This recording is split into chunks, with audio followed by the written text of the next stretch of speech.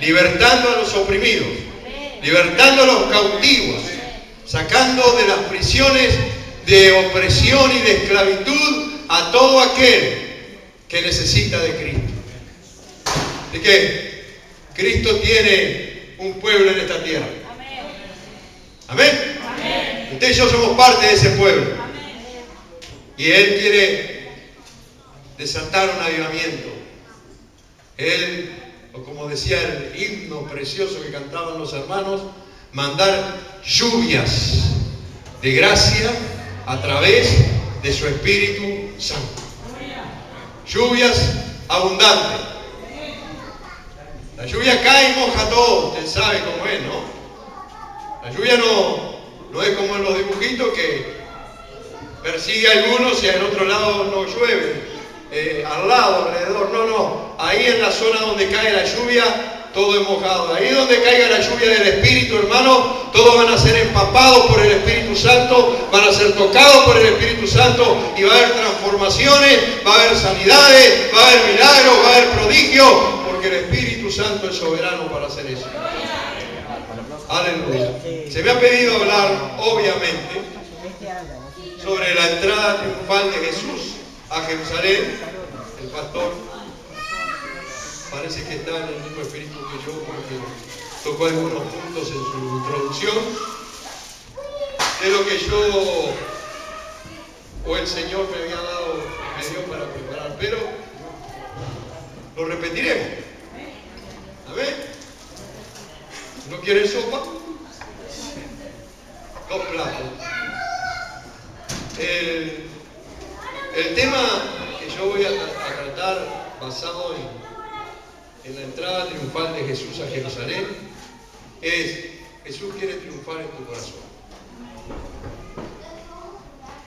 El pasaje central que vamos a estar mirando se encuentra en el Evangelio de Lucas, capítulo número 19,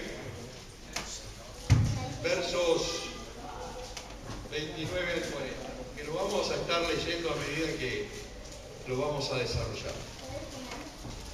Pero en Lucas 9:51, la Biblia declara que cuando a Jesús se le cumplió el tiempo de ser recibido arriba, afirmó su rostro para ir a Jerusalén. Afirmó su rostro para ir a Jerusalén. ¿Qué diferencia había en esta visita de Jesús a la ciudad santa de las otras que había hecho?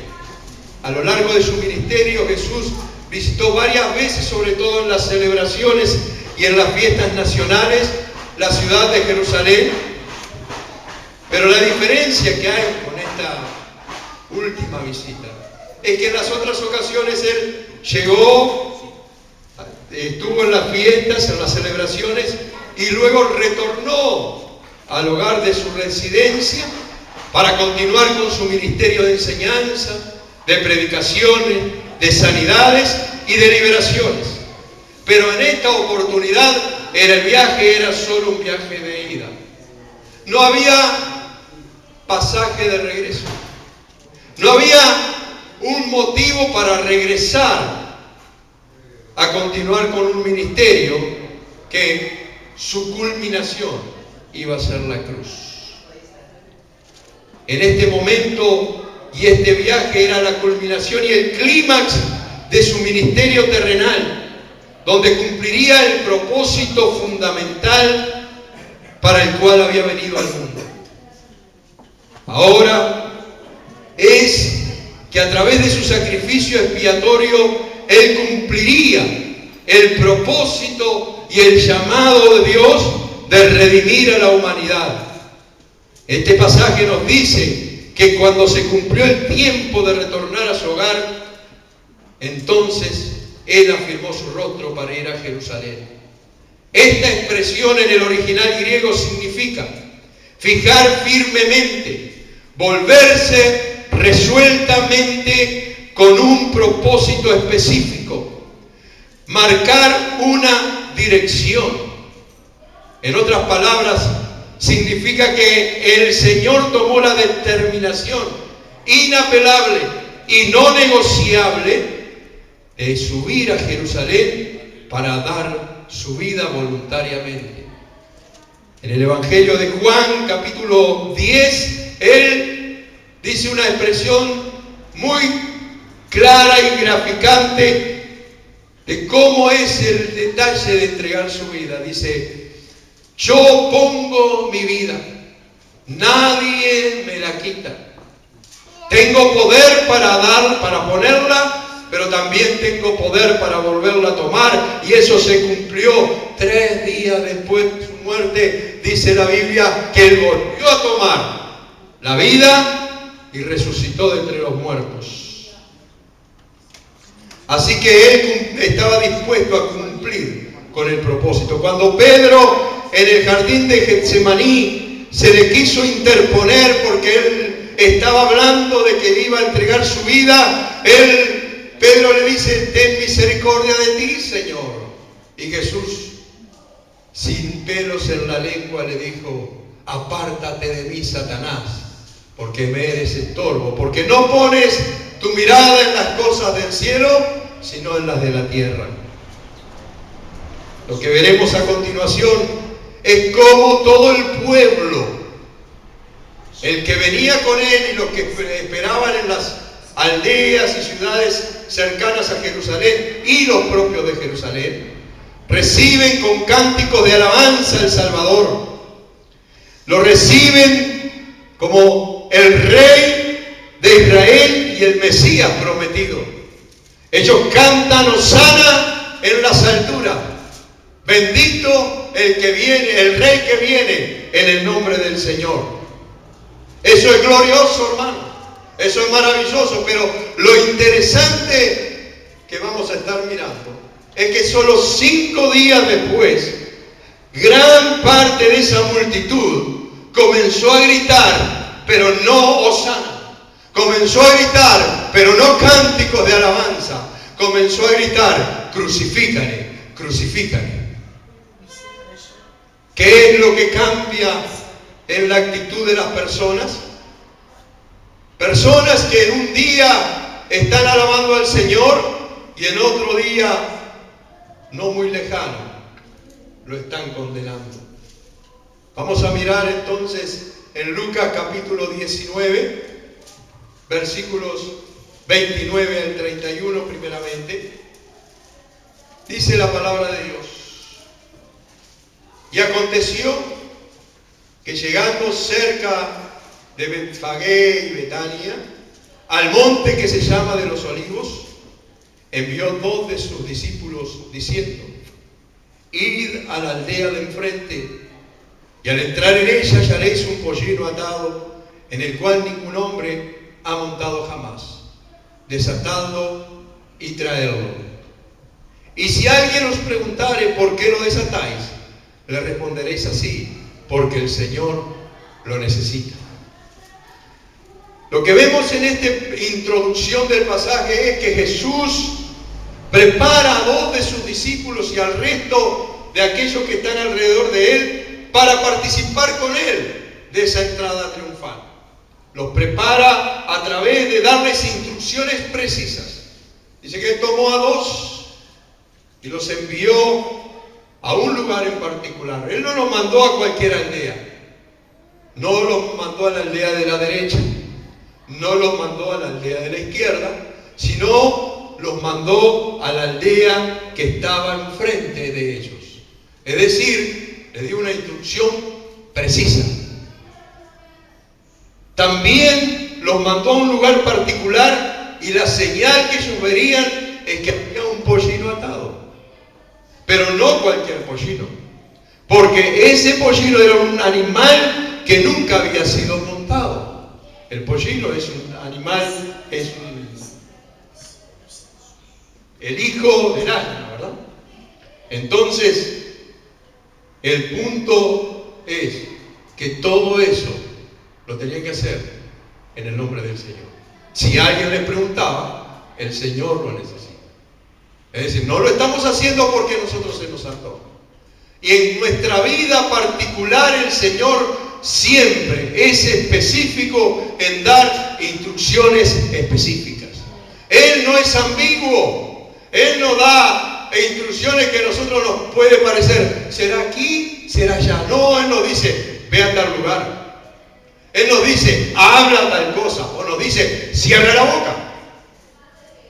O nos dice, testifica. Estos discípulos recibieron la instrucción. Recibieron la orden. Como usted y yo muchas veces recibimos la palabra del Señor clara, precisa, directa. Pero a veces las cosas no se hacen como las manda el Señor y entonces recogemos el resultado de nuestros errores. Los discípulos obedecieron fiel y fidedignamente a las instrucciones de Jesús. Fueron a la aldea de enfrente, al lugar donde habían sido enviados, e hicieron lo que Jesús les dijo que hicieran. Versos 32 al 34. Fueron los que habían sido enviados y hallaron como les dijo, y cuando desataban el pollino, sus dueños le dijeron, ¿por qué desatan el pollino? Ellos dijeron, porque el Señor lo necesita. Cuando alguien está seguro de que Dios ha hablado con él o con ella, cuando alguien sabe que Dios le ha ministrado, que es el Espíritu Santo el que le ha llamado y le ha comisionado, no tiene problema en invocar el nombre del Señor y decir, estoy haciendo esto porque Dios me lo mandó, porque el Espíritu me ha encomendado a predicar esta palabra, a dar esta palabra, a hacer esta comisión.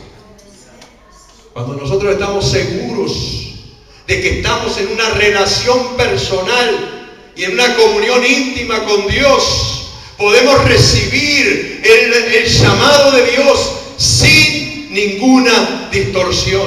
Podemos escuchar la voz de Dios sin ninguna perturbación auditiva en el ambiente. ¿Sabe por qué? Porque esa relación nos permite distinguir la voz del Señor. Dios no nos va a mandar a hacer algo que Él sabe que no va a funcionar. Él siempre nos va a mandar a hacer cosas que tienen un resultado previsto por Él. Y si a veces en primera instancia pareciera que no tenemos un resultado factible, no es que Dios se ha equivocado, sino que es un proceso un poco más largo. Quizás muchos aquí están pasando por un proceso largo de situaciones y circunstancias. Eso no significa que Dios se ha apartado de usted. Eso no significa que Dios se ha olvidado de usted. Y eso no significa que Dios se ha equivocado con usted. Eso significa simplemente que usted está siendo purificada. Usted está siendo purificado por el fuego de la prueba. Dice la Biblia que nuestra fe es probada como el oro se prueba con el fuego. Cuando el oro se prueba con el fuego, tiene un propósito y único propósito.